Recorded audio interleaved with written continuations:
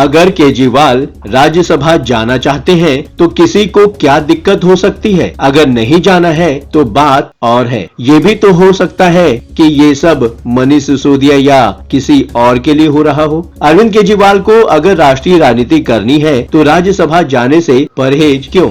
अरविंद केजरीवाल के राजनीति में आने के बाद से ये बेहद मुश्किल दौर है, लेकिन ऐसा भी नहीं है कि उनके कामकाज पर बहुत फर्क पड़ने वाला है। नमस्कार, आप देख रहे हैं 7 टीवी भारत। मैं हूं आपके साथ सुशील गिरीश। 7 टीवी भारत के खास प्रोग्राम ओपिनियन भारत में आपका स्वागत है। बात समझनी है तो पूरी सुननी पड़ेगी। वीडियो में आखिरी तक बने रहिए। जैसे आम आदमी पार्टी का काम अरविंद केजरीवाल पहले देखा करते थे, आज भी वैसे ही देख सकते हैं। जब दिल्ली के मुख्यमंत्री रहे तब भी और आतिशी को बना दिया तब भी अरविंद केजरीवाल के वर्कलोड पर कोई खास फर्क तो पड़ा नहीं। जो काम वो मुख्यमंत्री रहते हुए करते थे, आतिशी के मुख्यमंत्री बन जाने के बाद भी वो वैसे ही करते रहे, क्योंकि पहले भी तो आतिशी वाली भूमिका में मनीष सिसोदिया ही होते थे। बस कुछ व्यवहारिक बाधाएं खड़ी हो जाती थी, वो भी तकनीकी वजहों से, क्योंकि वो तो जेल में भी वैसे ही सरकार चला रहे थे। आम आदमी पार्टी का दावा तो ऐसा ही था। सबसे बड़ा फर्क यही पड़ा है कि अरविंद केजरीवाल के पास कोई संवैधानिक पद नहीं बचा है और वो विधानसभा सदस्य भी नहीं रह गए हैं। वरना जैसे पहले बीजेपी और प्रधानमंत्री नरेंद्र मोदी को कटघरे में खड़ा करने की कोशिश करते थे, अब भी बड़े शौक से कर सकते हैं और ये हुनर उनको आता भी अच्छे से है। अरविंद केजरीवाल फिलहाल सीन से गायब है, ऐसा दिल्ली के राजनीतिक गलियारे में महसूस किया जा रहा है, क्योंकि मोर्चे पर तो हर तरफ आतिशी ही नजर आ रही है। देखकर तो यही लग रहा है कि दिल्ली का मोर्चा आतिशी के हवाले कर दिया गया है और वो अच्छे से संभाल भी रही है। सामने भले नजर न आए, लेकिन चर्चा में अरविंद केजरीवाल तो है ही, लेकिन वो भी दिल्ली नहीं बल्कि पंजाब की राजनीति को लेकर। असल में आम आदमी पार्टी ने पंजाब से राज्यसभा सांसद संजीव अरोड़ा को लुधियाना वेस्ट विधानसभा सीट पर होने वाले उपचुनाव के लिए उम्मीदवार घोषित कर दिया है और कांग्रेस बीजेपी इसे अरविंद केजरीवाल को राज्यसभा भेजे जाने का रास्ता बता रहे हैं। लुधियाना वेस्ट सीट आप विधायक गुरप्रीत सिंह गोगी के निधन से खाली हुई है। घर पर ही रिवॉल्वर साफ करते वक्त गोगी को गोली लग गई थी। उपचुनाव की तारीख का ऐलान तो नहीं हुआ है, लेकिन माना जा रहा है कि बिहार विधानसभा चुनाव के साथ वहां चुनाव कराया जा सकता है और आम आदमी पार्टी ने पहले ही उम्मीदवार घोषित कर दिया है। एक राज्यसभा सांसद को उपचुनाव में उम्मीदवार बनाया जाना वैसे भी कयासों को मौका दे रहा है, क्योंकि आम आदमी पार्टी के दिल्ली विधानसभा चुनाव हार जाने के बाद अरविंद केजरीवाल सिर्फ पार्टी के संयोजक रह गए हैं। कांग्रेस और बीजेपी का दावा है कि आम आदमी पार्टी संजीव अरोड़ा की जगह अब अरविंद केजरीवाल को राज्यसभा भेजेगी। ये चर्चा छेड़ी है पंजाब कांग्रेस के नेता प्रताप सिंह बाजवा ने, और अब तो चर्चा ये भी होने लगी है कि बाजवा की आधी भविष्यवाणी सच हो चुकी है। केजरीवाल राज्यसभा क्यों नहीं जा रहे हैं? पंजाब विधानसभा में विपक्ष के नेता प्रताप सिंह बाजवा पहले ही दावा कर चुके हैं कि अरविंद केजरीवाल 100% राज्यसभा जाएंगे। बाजवा का ये भी दावा है कि अरविंद केजरीवाल पहले लुधियाना सीट से उपचुनाव लड़ने पर विचार कर रहे थे, लेकिन पंजाब में विरोध की आशंका के चलते इरादा बदल दिया। प्रताप सिंह बाजवा ने ही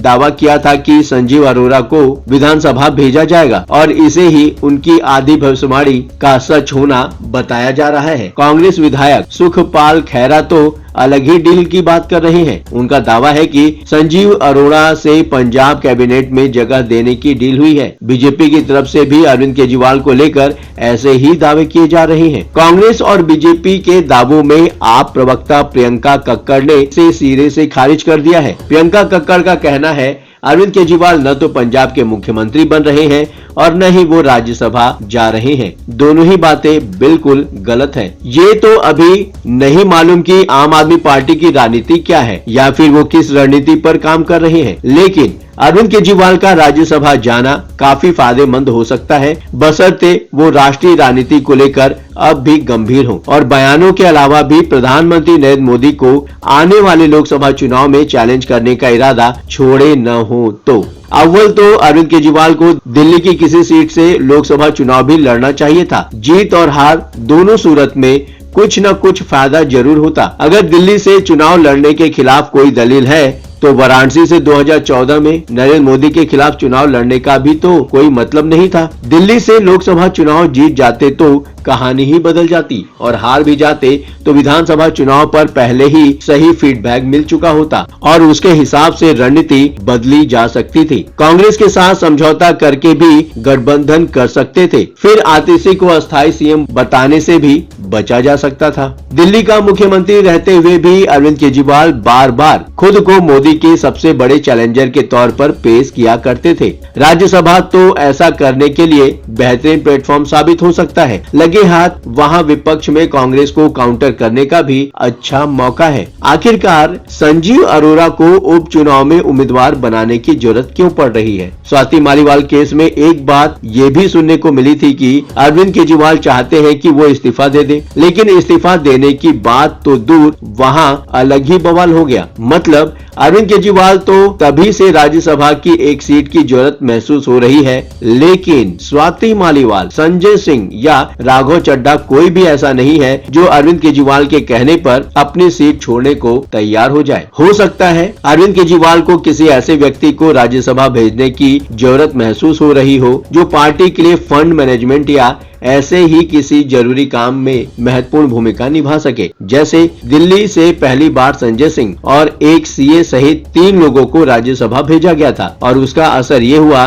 कि कुमार विश्वास से लेकर आशुतोष तक नाराज हो गए और धीरे धीरे वे अलग हो गए। केजरीवाल नहीं तो पंजाब से कौन जाएगा राज्यसभा? आम आदमी पार्टी की तरफ से साफ कर दिया गया है कि अरविंद केजरीवाल राज्यसभा नहीं जा रहे हैं और बताया जा रहा है कि लुधियाना वेस्ट से राज्यसभा सांसद संजीव अरोड़ा बेस्ट कैंडिडेट हैं। लेकिन ऐसा क्यों हो रहा है? अगर केजरीवाल राज्यसभा जाना चाहते हैं तो किसी को क्या दिक्कत हो सकती है? अगर नहीं ही जाना चाहते हैं तो बात और है, लेकिन आज नहीं तो कल जाना ही है तो बताने में क्या दिक्कत हो सकती है? ये भी तो हो सकता है कि अरविंद केजरीवाल की जगह मनीष सिसोदिया को राज्यसभा भेजने की अंदर ही अंदर तैयारी चल रही हो। दिल्ली का मामला तो आतिशी करीब करीब संभाल चुकी है। दिल्ली की हार के बाद पंजाब भी आम आदमी पार्टी के हिसाब से नाजुक दौर से गुजर रहा है। ये ठीक है कि पंजाब में अरविंद केजरीवाल अपने भरोसेमंद विभव कुमार को मुख्यमंत्री के सलाहकार के रूप में बिठा चुके हैं, लेकिन जब सब कुछ पंजाब पर ही टिका हो और वो भी दांव पर हो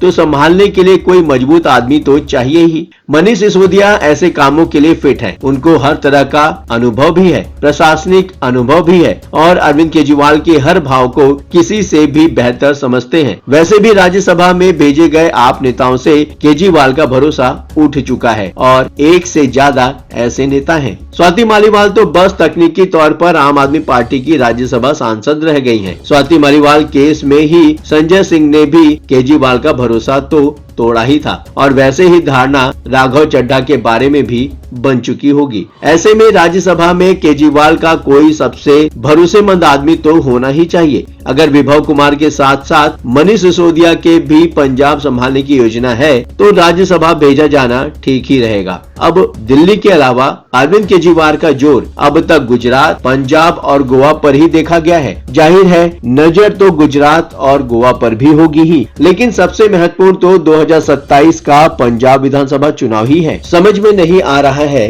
कि अरविंद केजरीवाल को अगर राष्ट्रीय राजनीति करनी है तो राज्यसभा जाने से परहेज क्यों हो रहा है। फिलहाल इस वीडियो में इतना ही। कमेंट बॉक्स आपका है, बेझिझक अपने विचार कमेंट बॉक्स में शेयर करें। हाँ, चलते चलते आपको यह बात भी बताना जरूरी है कि 7 टीवी भारत अपने दर्शकों की राय और सूचनाओं के लिए हमेशा खुला है। अगर आपके पास कोई महत्वपूर्ण खबरें, अहम घटना, सामाजिक मुद्दा या कोई ब्रेकिंग अपडेट हो तो वीडियो में दिए गए नंबर पर व्हाट्सएप द्वारा आप हमसे संपर्क कर सकते हैं। आपके विचार, आपके सुझाव का स्वागत है। अब आपकी बात नहीं रहेगी अनसुनी। ये प्लेटफॉर्म है आपका, आपकी आवाज को बुलंद करने का। वीडियो पसंद आया हो तो वीडियो को लाइक करें, साथ ही चैनल को सब्सक्राइब करके 7 टीवी भारत के परिवार का हिस्सा बने। लगातार खबरों के लिए बने रहिए 7 टीवी भारत के साथ।